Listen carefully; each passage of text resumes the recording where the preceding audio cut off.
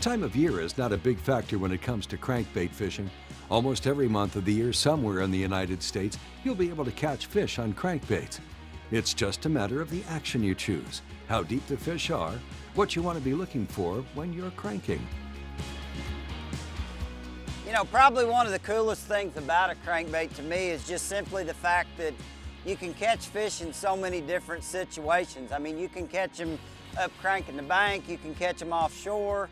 I mean, a crankbait's one of those tools that as long as you're getting the bait to the cover that you're fishing, you can catch them at about any depth you want to catch them at. Pretty nice little fish. He doesn't have the bait very good, but a pretty nice one. Not bad at all.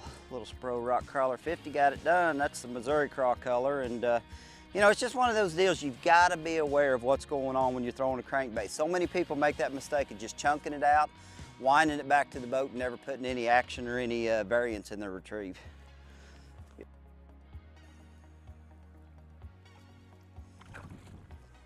You know, probably one of the biggest things about being successful with a crankbait is making sure you're throwing the right bait for the type of cover you're throwing. You know, I mean, just for example, this Spro RK.